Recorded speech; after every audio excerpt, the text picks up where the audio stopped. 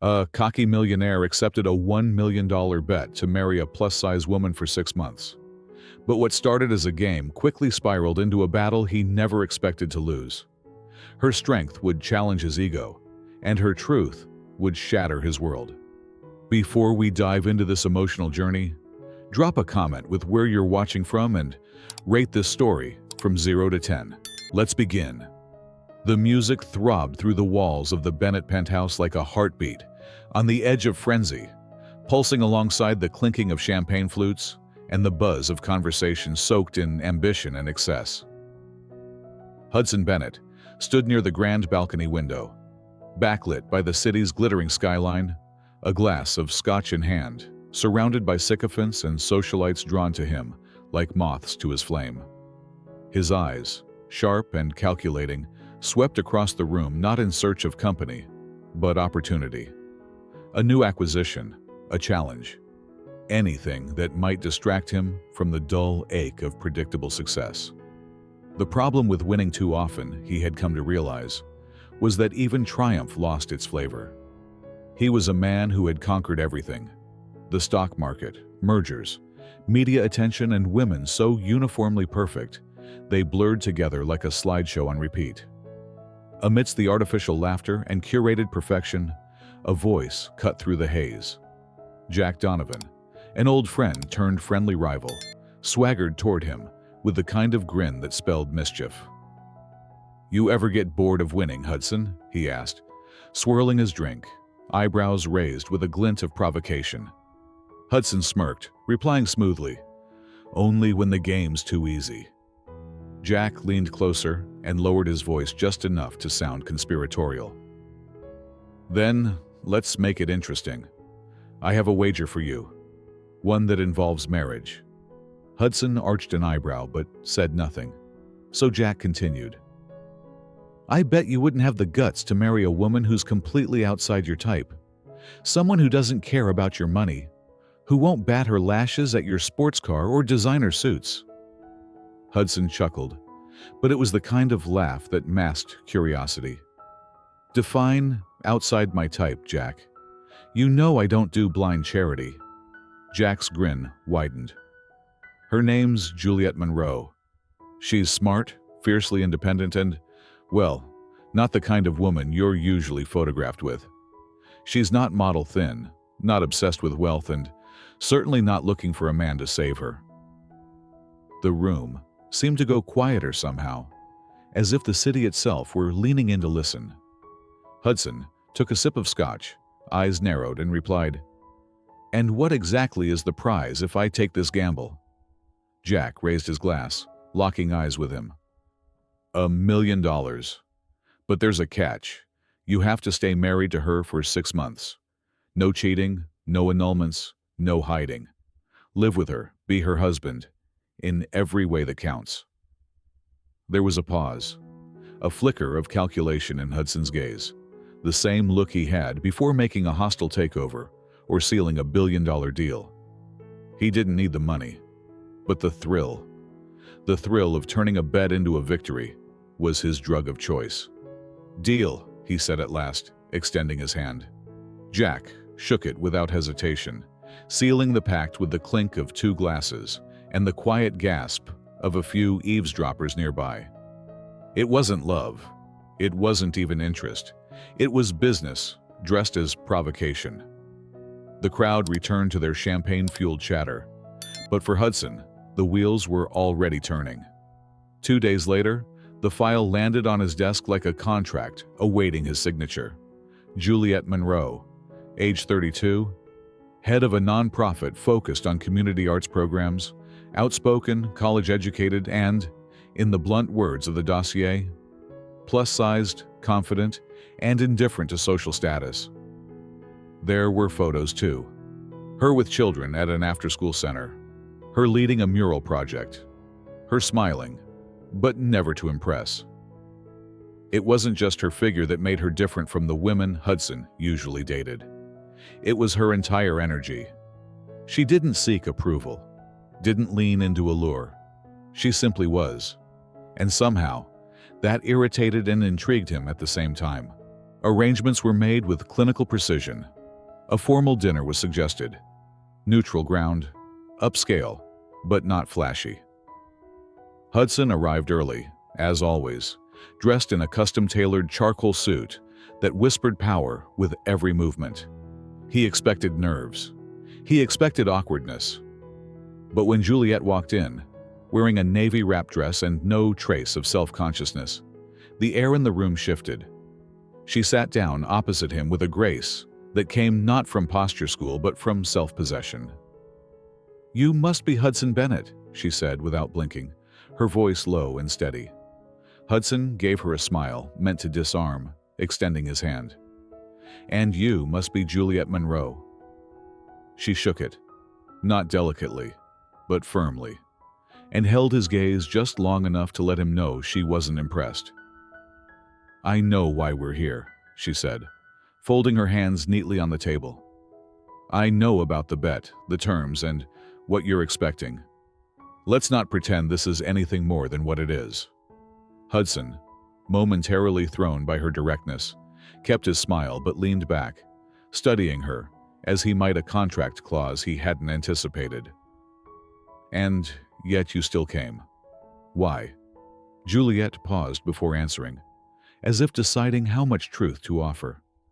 "Because I believe in confronting things head-on, and because sometimes the best way to control a situation is to walk straight into it." Her voice held no malice, only certainty.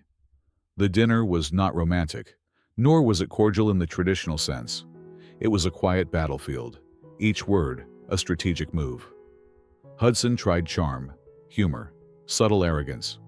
Juliette responded with honesty, clarity, and refusal to play by his script. As the night ended, she stood, offering no handshake this time, only a nod. 6 months, that's the deal.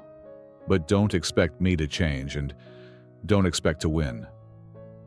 And with that, she walked out into the night, leaving Hudson momentarily still in his seat, scotch untouched, heartbeat unfamiliar. For the first time in years, Hudson Bennett didn't feel like the predator walking into a deal. He felt like the mark, and he couldn't decide if that thrilled or terrified him. The wedding happened exactly 1 week after their first meeting, and it was every bit as cold and calculated as their initial conversation. There were no flowers beyond what the venue required for basic aesthetics, no vows beyond the obligatory legal ones, and no family, just Hudson's assistant, a notary, and a contract that had been reviewed by 2 lawyers on either side. Juliette wore a simple cream dress with a satin belt, not because she wanted to look like a bride, but because it was comfortable and neutral. Hudson, as always, wore control like a second skin, standing in his navy tuxedo like the orchestrator of yet another acquisition. When the officiant pronounced them husband and wife, there were no kisses or smiles, just a shared glance that said, "Let the game begin." And with that, the wager was officially in motion. Hudson brought her to his penthouse immediately after the ceremony, expecting a flicker of reaction, a gasp at the skyline or the marble foyer, perhaps even a comment about the custom Italian chandeliers. But Juliette remained still and unreadable as she walked through the space, not in awe, not in contempt, simply present.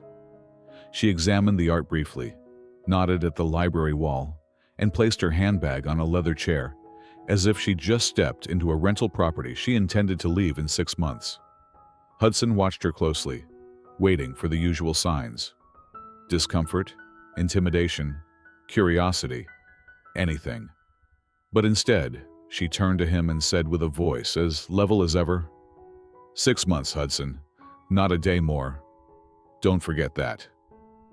And then she walked toward the window and looked out over the city, not impressed, just observant, as if the view belonged to someone else. It was only on the second day that Hudson began his campaign, not with cruelty, but with strategy. He started with the suite he had remodeled overnight to become her room, complete with a walk-in closet already filled with designer gowns in her size. custom accessories, and fragrance boxes arranged like a department store display. He added monogrammed silk robes, imported skincare products, and a selection of perfumes, selected by a stylist who had never met Juliette, but knew exactly what Hudson's exes would have loved. When Juliette opened the door that morning and saw the transformation, she looked around for a full 10 seconds before turning back to him and saying, "You can't buy obedience, Hudson. You can only rent performance, and I'm not in that line of work." Then she shut the door without another word. But Hudson didn't stop. If his money couldn't impress her, perhaps his lifestyle could. That week, he invited her on a private helicopter ride to a vineyard, where a Michelin-starred chef had prepared a 7-course lunch under a glass dome surrounded by roses. Juliette showed up wearing jeans and a raincoat, despite the luxurious dress that had been laid out for her earlier. She sipped the vintage wine, complimented the cheese pairing, and engaged the chef in a deep discussion about local agriculture. But when Hudson tried to raise a toast to new beginnings, she raised her glass and said, "To endings that begin with truth." The toast stung more than he expected it to. The more she resisted, the more Hudson pressed forward. He replaced her modest breakfast with French patisserie deliveries, scheduled a private stylist to upgrade her wardrobe, and left expensive jewelry on her nightstand without notes. Each act of generosity meant not to woo, but to wear her down. Yet Juliette refused every offering. She continued to cook her meals, wear her clothes, and leave the diamonds untouched like they were props from a stage play she'd never agreed to perform in. Every morning, she left the penthouse with her canvas tote, heading to community projects she refused to quit. And every evening, she returned unaffected by his world of glass and gold. Hudson had dealt with stubborn CEOs, deceptive politicians, and manipulative investors. But nothing prepared him for Juliette's calm refusal to engage. It wasn't defiance in the loud, rebellious way he'd encountered before. It was quiet, unwavering control. She didn't scream or insult or accuse. She simply would not bend. And that, more than anything, unnerved him. He started noticing her absence more than her presence. The way she occupied space without needing to fill it. She was like a fortress built of silence. And for the first time in his life, Hudson didn't know how to breach the walls. One night, he found her reading on the balcony, a blanket wrapped around her shoulders as the wind tugged at her hair. He stepped beside her, holding 2 cups of warm cider.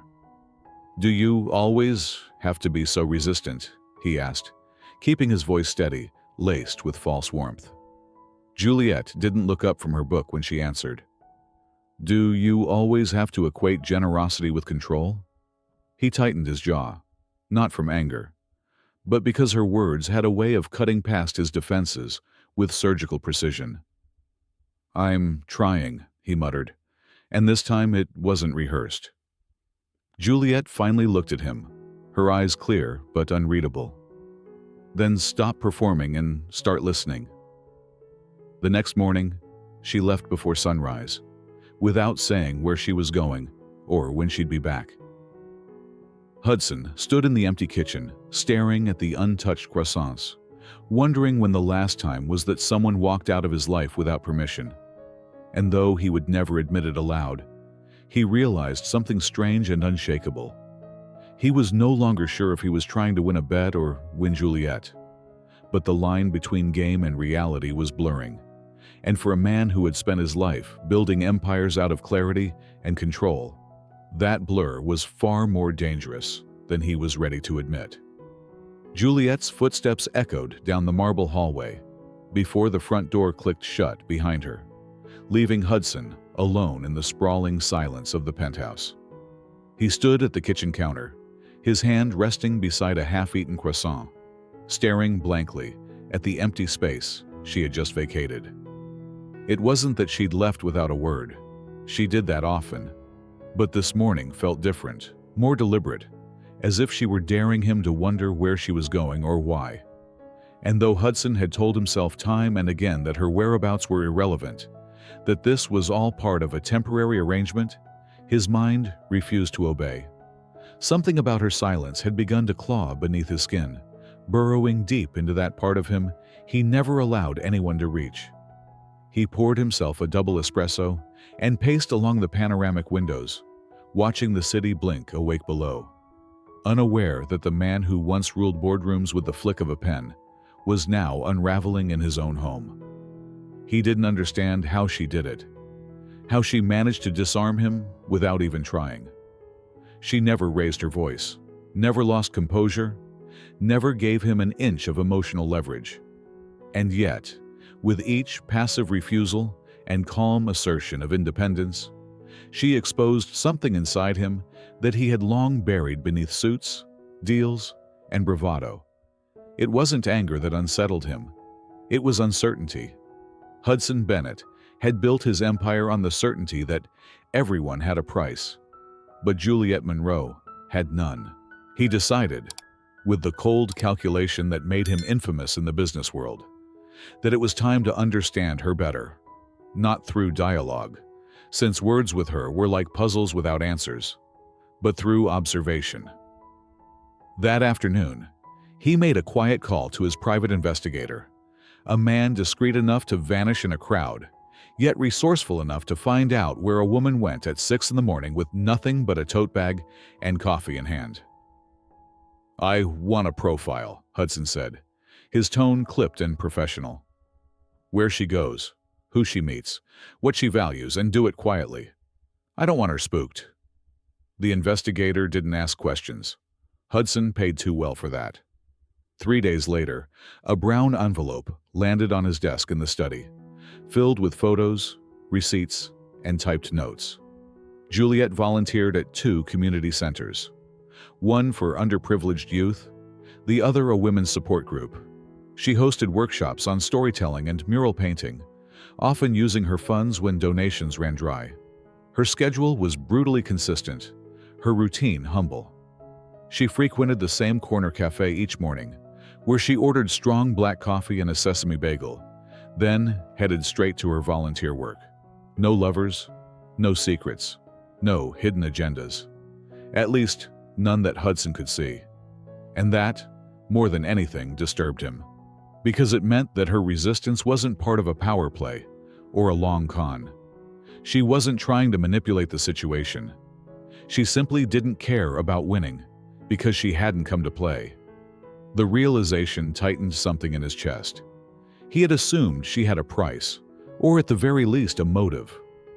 But what if she didn't want anything from him at all? What if her indifference was an armor? It was truth. That evening he confronted her, though he didn't mean to. She walked in just after sunset, smelling of acrylic paint and dust, her cheeks flushed from the cold. Hudson leaned against the kitchen island, arms crossed, trying to look casual, though his eyes betrayed him. "You never ask me where I go," she said, before he could speak, dropping her tote bag by the door and kicking off her boots.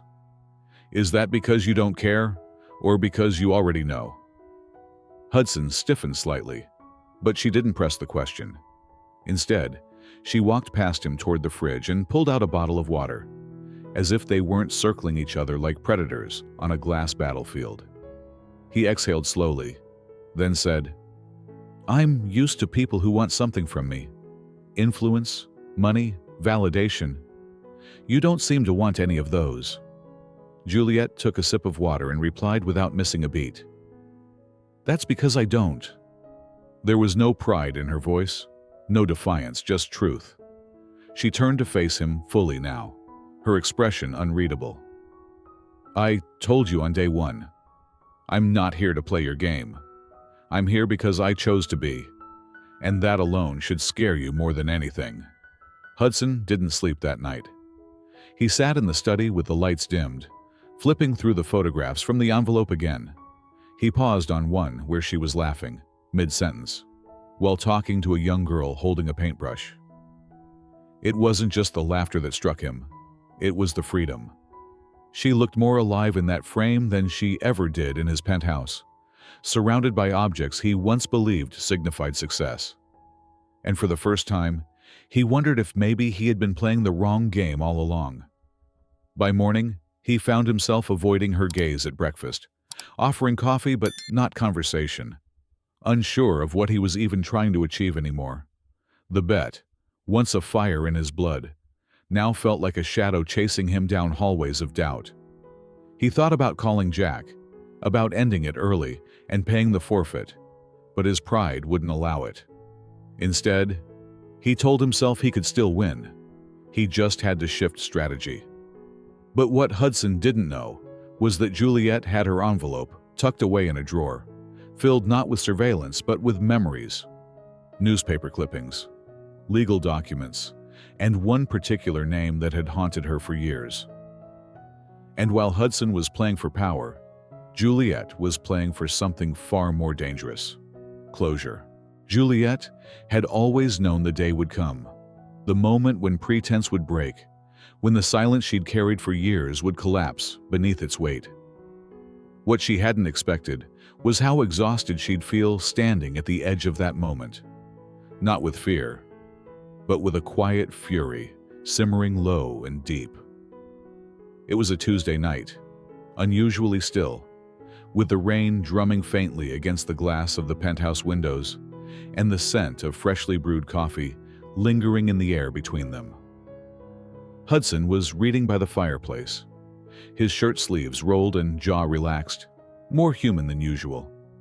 He didn't notice her watching him from the hallway, didn't feel the shift in the room as she stepped forward, holding nothing in her hands but the heaviness of truth.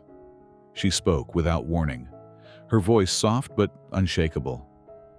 "Do you remember the Richards Corporation?" Hudson didn't look up immediately, but she saw his body still, just enough for her to know the name had landed. He closed his book with calculated calm and turned to face her, brows slightly furrowed, the expression of a man trying to recall something he had long discarded. "I've seen hundreds of corporations, Juliette. That name isn't familiar." She nodded slowly, as if she'd expected the answer. "It wouldn't be. It was small, honest, and in your way. My father was the CEO." The words dropped like stones into a still lake, and for a long second, Hudson didn't speak. Then he stood, now attentive, but his confusion was genuine.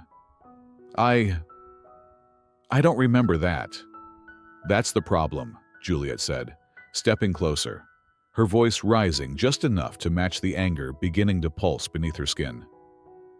"You don't remember because to you, it was just a document on a table. Just another name in the list you signed away. But for us, for me, it was everything." Hudson looked at her now, really looked, and for the first time, there was no arrogance in his gaze.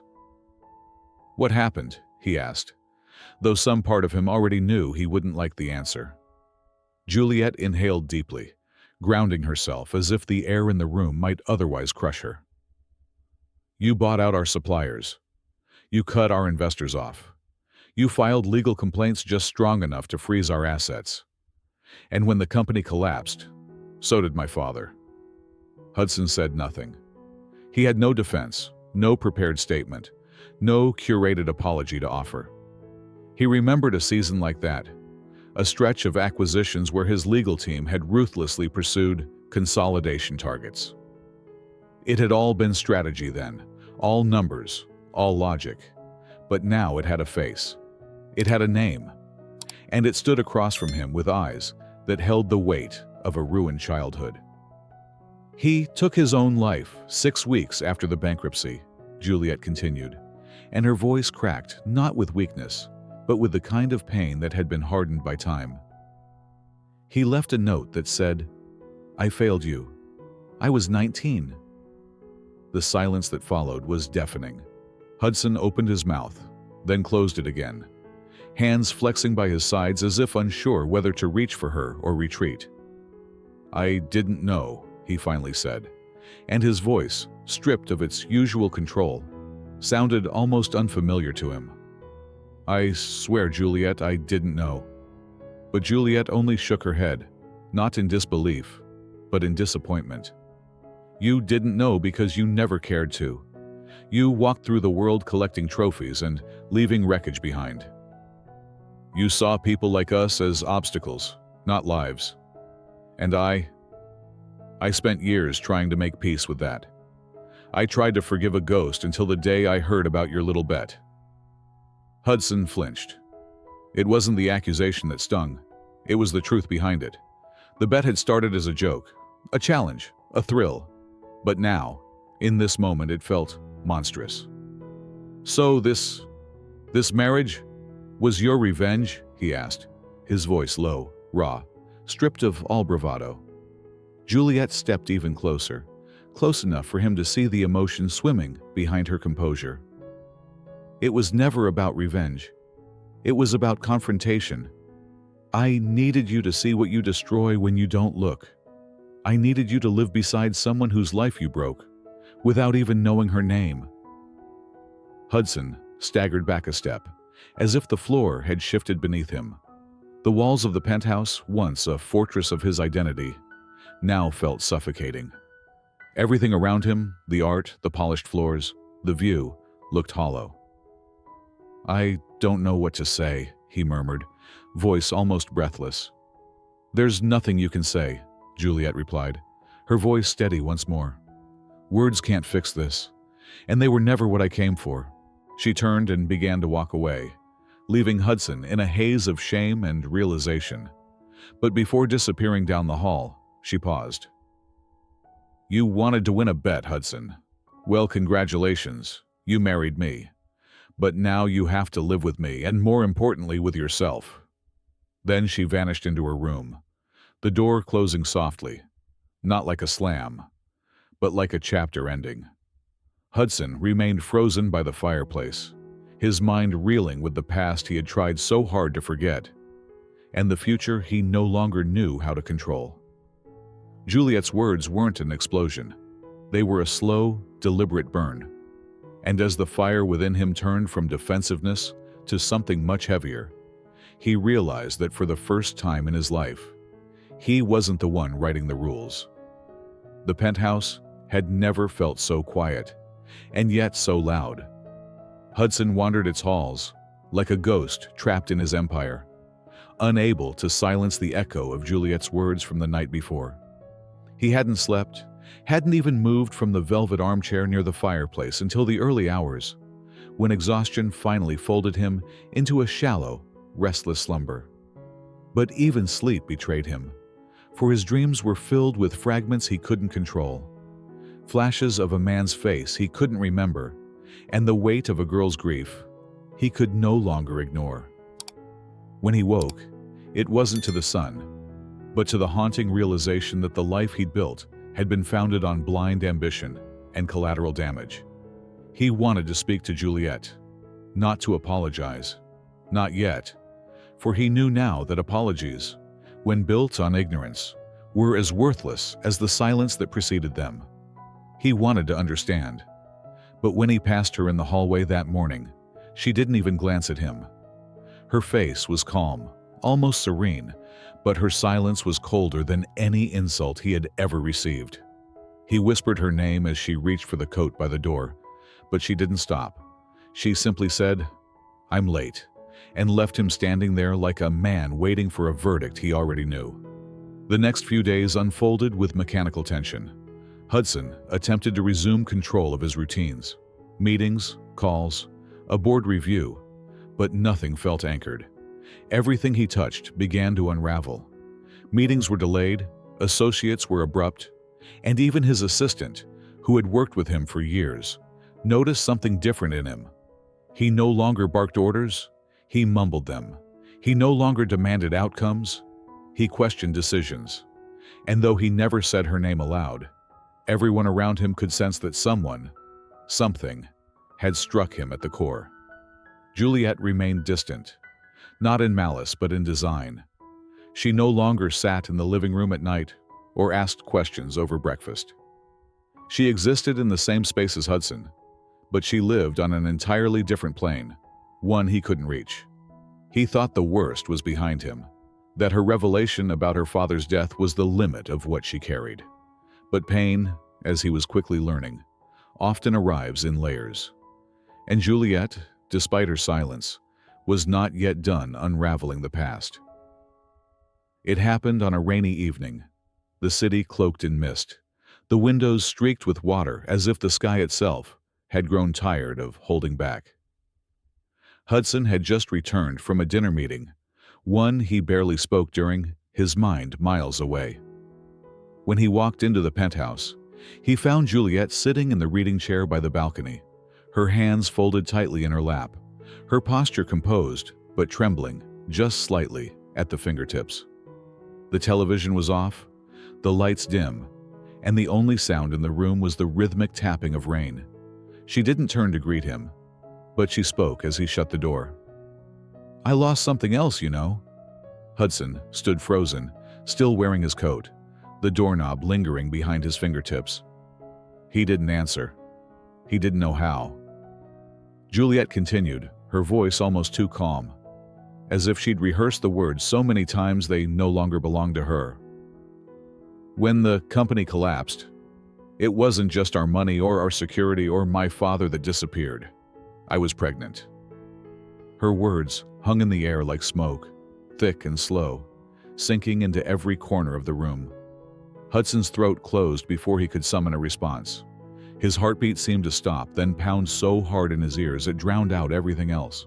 Juliette finally turned to him, her eyes sharp, tearless, but filled with something far deeper than grief. "I was 2 months along. My father didn't know. I hadn't told anyone. After he died, the stress, the spiral. I lost the baby within a week." Hudson staggered forward slightly, as if trying to reach her but unable to cross the distance between them. "Juliette, he began, but her expression silenced him. She wasn't finished. "I bled alone in a bathroom stall at the hospital while my mother filled out insurance forms we could no longer afford. And you, somewhere, were probably signing another deal, celebrating, toasting to another clean acquisition." He couldn't breathe. The weight of her words crushed something in his chest that no amount of pride or wealth could protect. He reached for the back of a chair, gripping it like it might stop him from collapsing altogether. "I didn't know," he said again, but this time the words were barely audible. "I never would have—" She cut him off, not with anger, but with finality. "That's the thing, Hudson. You never would have. You never could have. Because people like me were never real to you. We were statistics, obstacles, names in fine print." Tears stung the back of his eyes, but he refused to let them fall, not out of pride, but because he didn't believe he had the right to cry in front of her. She had lost everything, and he had simply moved on, oblivious. "What can I do?" he asked, his voice breaking for the first time. "Tell me, Juliette. Tell me how to fix this." She stood now, not with rage, but with something even colder, resignation. "You can't fix it," she said softly. "There's no undoing what's been done. But now you know. And I hope that knowledge rots inside you the way grief has rotted inside me." She walked past him without looking back, her shoulder brushing his as she moved down the hall, her footsteps fading like a judgment carried on rain. Hudson didn't follow. He couldn't. He sat down where he stood, coat still on, the city blurring behind glass, and let the silence engulf him. He had built his world on numbers and names, but now one name, Juliette, was rewriting the foundation of who he was. The days that followed felt like the aftermath of a war Hudson hadn't realized he'd been waging, not just against Juliette, but against himself. He moved through the penthouse like a shadow wearing his skin, quiet, restless, and stripped of his former arrogance. Meetings were canceled, calls ignored, and reports went unread. For the first time in his adult life, Hudson Bennett didn't care whether his empire stood or fell. He had spent years building walls of control and indifference, but Juliette's words had turned them into rubble, and now he stood amid the ruins, unsure where to begin rebuilding. if rebuilding was even deserved. Juliette said little during that time. She didn't attack him, didn't taunt or belittle him. She simply moved through the apartment like a storm long past, still carrying the weight of destruction, but too tired to rage. She kept to her routines with surgical precision, rising early, returning late, eating alone. She accepted the silence he gave her and returned it, like a mirror, reflecting everything he had once been and everything he no longer knew how to be. And in that silence, something far more painful than shouting began to grow. Awareness. One morning, as she walked past him in the kitchen, Hudson spoke, his voice soft, without command or presumption. "I made coffee, black, no sugar."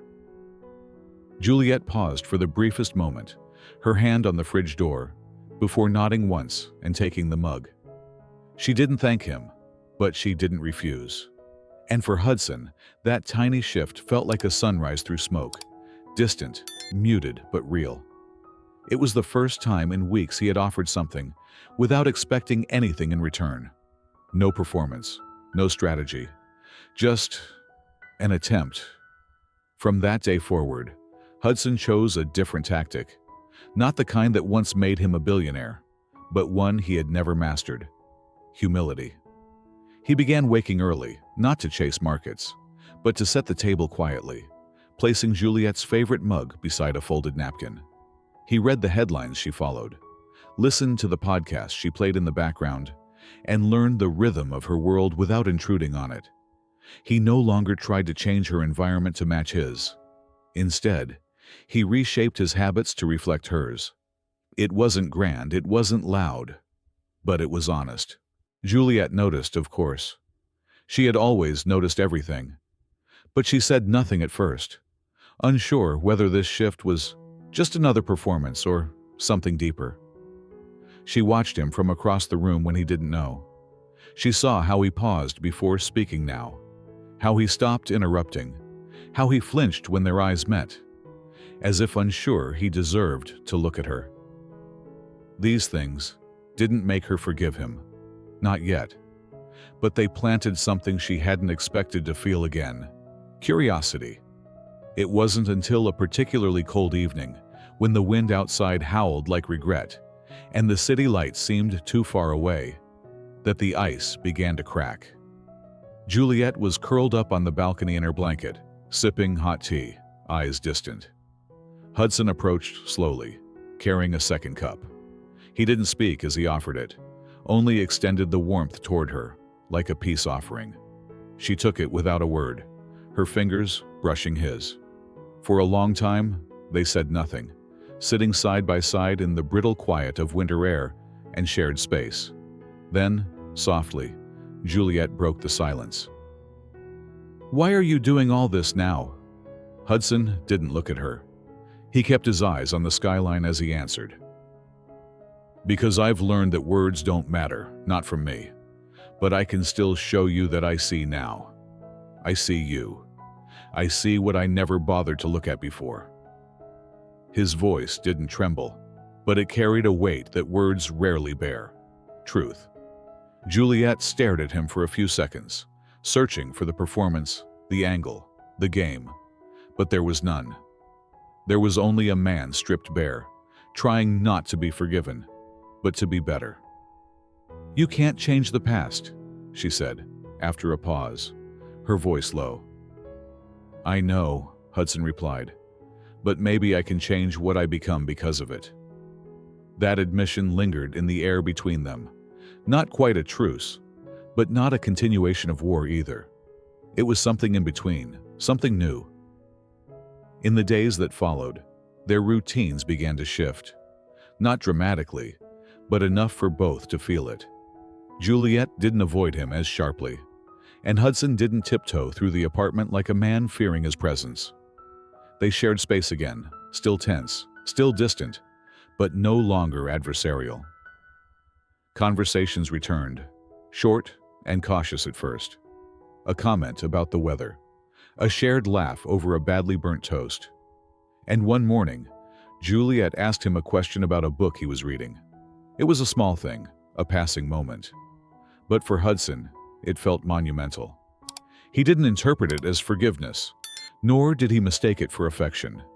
He saw it for what it was, an opening, a beginning. The first glimmer of light pushed its way through the ashes of everything he'd destroyed.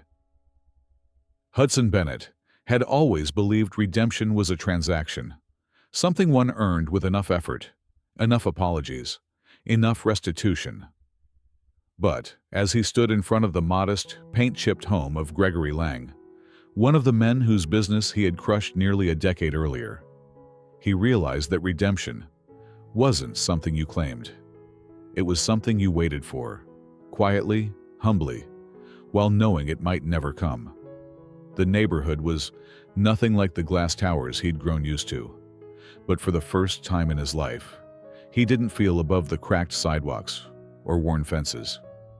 He felt small, and for once, that didn't feel like weakness. It felt like truth. He knocked twice and waited, his hands clenched in his coat pockets as the January wind bit through his cuffs. When the door opened, Gregory's expression froze, recognition blooming into disbelief, then hardening into something colder.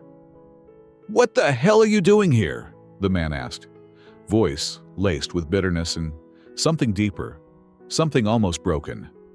Hudson didn't flinch. "I'm not here to defend myself. I'm here to say I'm sorry," he replied, his tone low but steady. "I destroyed your livelihood. I justified it as business, but I know now it was more than that. It was your life, and I want to help you rebuild, if you'll let me." The door didn't slam in his face, though Hudson half expected it to. Instead, Gregory stared at him for a long, loaded moment, then muttered, "You've got 5 minutes." That was all Hudson needed to begin. Inside, they sat in silence at a kitchen table that bore the marks of time and use. Hudson didn't pitch a plan or offer a grand check. He listened. He heard stories of late nights, unpaid bills, a daughter's college fund that vanished with a business, and the shame of starting over at 50. Then, with care and clarity, he outlined a fund he had begun, one dedicated to supporting small business owners harmed by predatory acquisitions. No strings, no PR, just help. Gregory didn't shake his hand when Hudson left, but he said, "I'll think about it." That was more than Hudson had hoped for. This became his routine over the following weeks.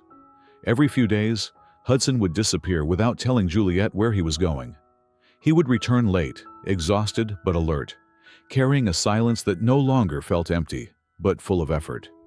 He visited old rivals, former employees, forgotten casualties of his unchecked ambition, and one by one, he listened. Sometimes he was cursed at. Other times he was met with tears. But each conversation chipped away at the man he used to be, and revealed someone far more human underneath.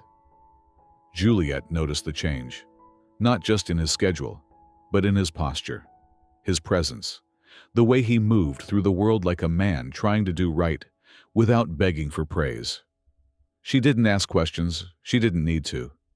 The quiet between them no longer crackled with tension, but settled like a truce drawn from mutual observation.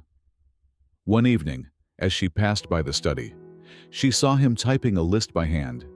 Names, dates, losses, all meticulously cataloged. She didn't enter the room, but she paused for a moment at the doorway, her eyes tracing the curve of his shoulders, the furrow in his brow. There was a weight on him now, but it wasn't the oppressive ego he once carried.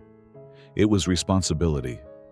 Their conversations grew more natural, no longer bound by forced civility. Sometimes they talked about books or films, sometimes about places Juliette wanted to travel, or communities she dreamed of supporting. Hudson listened without interruption, sometimes offering ideas, but never dominating. One night, she caught him reading a case study on nonprofit models, and when she asked why, he simply said, "I want to understand the world you care about." The honesty in his voice left her stunned for a moment, and though she said nothing, a part of her softened. And then, something shifted. It wasn't grand. It wasn't cinematic. It was just one evening, over dinner, when Juliette set down her fork, looked across the table and said, "You've changed." Hudson's hand froze over his wineglass, unsure whether to accept the compliment or brace for the caveat. She continued, her voice calm but direct. "You're still arrogant, still overconfident, but you're trying. And that means something." Hudson didn't smile, didn't exhale with relief. He only nodded, humbled by the simplicity of her acknowledgement. But even as they grew closer, a shadow lingered. Juliette remained guarded, especially when conversations brushed too close to the past. There were moments when her laughter would catch midway, when her eyes would cloud and retreat, as if something within her had shut a door. Hudson noticed it, but didn't push. He knew now that earning her trust wasn't about demanding answers. It was about being someone she could give them to freely, in her time, on her terms. One rainy afternoon, Hudson returned from another visit, this time to a former accountant who had lost his home after a hostile takeover. His suit was damp, his shoulders tense, but his eyes were clear. Juliette met him in the hallway, holding 2 mugs of hot tea. She handed one to him without a word, and for a long minute, they stood there, shoulder to shoulder, sipping in silence. The storm outside raged against the windows, but inside the space between them, something warm had finally begun to grow. Not forgiveness. Not yet. But maybe the beginning of it. The 6-month mark arrived, not with a bang, but with the quiet certainty of a clock striking midnight. There was no party, no declaration, no champagne. Just 2 people sitting at opposite ends of a long dining table, the only light coming from a pendant lamp swaying gently above them. Outside, the city breathed its usual rhythm, unaware that somewhere in a penthouse above its glow, a contract had quietly expired. Juliette knew the date, of course. So did Hudson. Neither had spoken of it in the days leading up to it, but the weight of it hung between them, like a curtain neither dared to pull back. Dinner was simple: roasted vegetables, grilled salmon, a bottle of red wine left unopened. Juliette pushed her food around her plate with a strange detachment, her appetite dulled by something she couldn't name. Hudson, for once, looked anything but in control. He didn't wear a suit. He didn't command the room. He looked like a man waiting at the edge of something, terrified of the next step, but unwilling to back away. When he finally spoke, his voice was hoarse, as though the words had been burning inside him too long. "I know what tonight is," he said, eyes fixed on the untouched wineglass. "And I know what I agreed to, but I need you to know, I don't want this to end." Juliette looked up slowly, meeting his eyes, searching them for performance or pretense. She found neither. "The contract is over, Hudson," she said carefully, not cold, just cautious. "You're free," he nodded, the corners of his mouth twitching into something like a sad smile. "That's the thing. I don't feel free. Not from you. Not from what I've become because of you." He leaned forward, his voice gaining strength with every word. "I've spent 6 months trying to be a man worthy of forgiveness. But somewhere along the way, I stopped doing it for redemption and started doing it for love." The silence that followed was thick with unspoken emotion. Juliette's throat tightened, but she didn't look away. "You think love fixes everything?" she asked, not as a challenge, but as a test. "No," Hudson replied. "I think love is what remains when everything else breaks down. I think love is choosing to stay even when you have every reason to walk away." His voice trembled now, not with weakness, but truth. "And if you'll let me, I want to stay. Not as part of a deal, not as a penance, just as your husband. For real, forever." She wanted to speak, but something inside her hesitated. Too many years of pain, of pretending, of building armor against disappointment made it hard to lower her guard. But then, she remembered the morning he made her coffee without asking. The night he sat in silence beside her on the balcony. The visits he made to strangers he had wronged. And the quiet, consistent way he showed up, again and again, not for reward, but because it was the right thing to do. Slowly, Juliette stood from her chair, walked to where he sat, and reached for his hand. "I don't know if I can forget," she whispered. "I'm not asking you to," he said, squeezing her fingers gently. "I just want to be the man who makes you feel safe enough not to have to remember it all the time." And there it was. No grand speeches, no cinematic kiss, just a soft moment suspended in air. Juliette nodded, her throat too full to speak. She leaned into him and, for the first time, allowed herself to rest against the chest of the man she had once planned to destroy. Weeks passed. The penthouse didn't change, but its energy did. Laughter returned. Music played in the background. Dinners were shared without silence. Conversations deepened. And though there were still quiet nights and occasional shadows, there was no longer distance. There was a presence. There was an effort.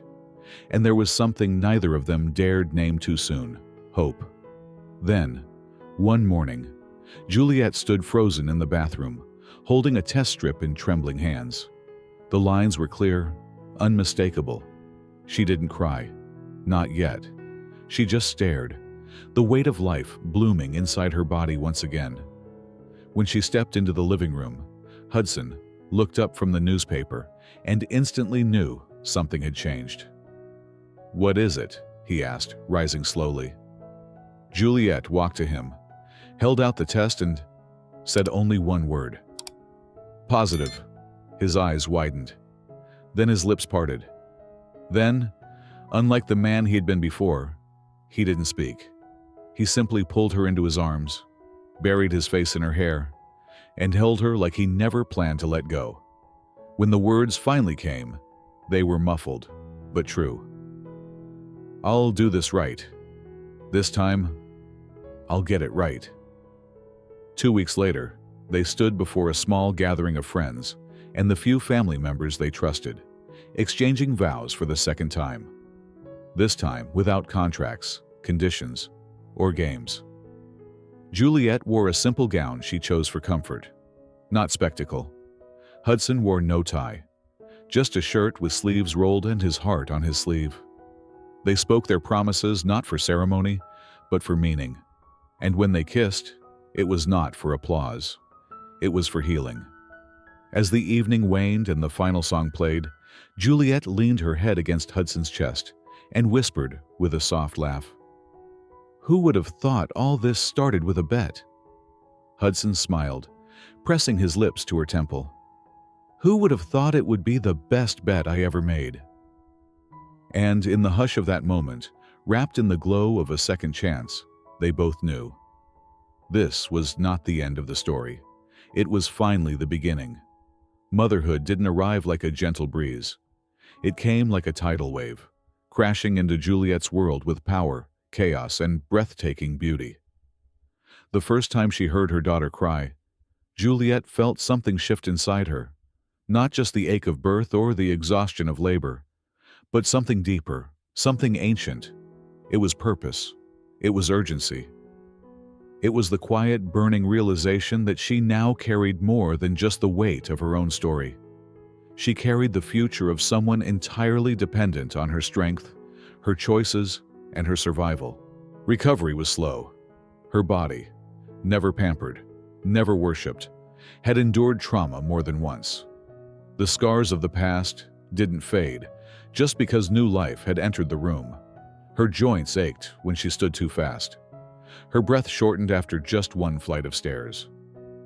There were nights she couldn't sleep because her heart raced with an invisible pressure that had nothing to do with emotion and everything to do with strain. One afternoon, as she cradled her newborn on the balcony, she felt her vision blur, not from tears, but from dizziness. And in that moment, She knew something had to change. She didn't want to transform for society. She had made peace with her size long before Hudson ever entered her life. But this was different. This was about longevity, about watching her child grow, about being there for the first steps, the late-night fevers, the heartbreaks and triumphs. She didn't want to sit on the sidelines of her daughter's life because her body couldn't keep up. She wanted to run. She wanted to chase. She wanted to live. Juliette approached Hudson one evening after dinner, their daughter finally asleep in her crib. He was in the study, scanning a proposal with half interest, when she leaned against the doorway and said, "I want to try." He looked up, brows knitting with quiet concern. "Try what?" She hesitated for a second, then answered clearly. "To get healthy. Not because I hate myself, but because I want to stay alive for her. For us." Hudson stood slowly, walked to her, and took her hand. "Then I'll be with you every step of the way. But only if we do this your way, not mine, not anyone else's." She smiled at that. It was all she needed to hear. The journey didn't start in a gym or a nutritionist's office. It started with morning walks around the park, Juliette pushing a stroller with determination in her spine and fire in her breath. It started with learning to cook differently. Less oil, more greens, fewer shortcuts. It wasn't about cutting everything out at once. It was about learning what nourished, not just what filled. Hudson joined her without comment, trading late-night drinks for lemon water, pastries for sliced fruit. Not because he had to, but because he refused to let her walk this path alone. There were days she stumbled. Nights she cried in the shower because the scale hadn't moved or because her knees throbbed from strain. There were mornings she wanted to give up, especially when their daughter kept her awake until dawn. And the last thing her body wanted was discipline. But then there were breakthroughs, moments when her breath lasted longer, when her jeans fit looser, when she caught herself smiling in the mirror, not because she was smaller, but because she was proud. Juliette didn't chase thinness. She chased strength. She chased vitality. She chased the ability to kneel beside her daughter and tie her shoes without pain. Each pound lost wasn't a punishment. It was a layer of fatigue shed, a layer of trauma released. And with each layer gone, she began to see herself more clearly, not as a woman rebuilding, but as one becoming. Months passed, and the change was undeniable, not just physically, but emotionally. Juliette laughed more. She carried herself differently. Her eyes sparkled with energy Hudson hadn't seen since the first time they met across that restaurant table. And when he told her, during a quiet moment after a park picnic, "You're glowing," she didn't brush it off. She smiled, leaned into him, and said, "I feel alive." There was still a long road ahead. She hadn't reached a goal weight, and maybe she never would.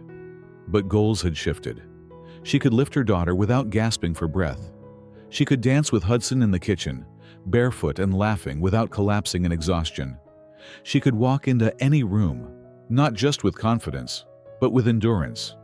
And most importantly, she could be the mother she dreamed of becoming.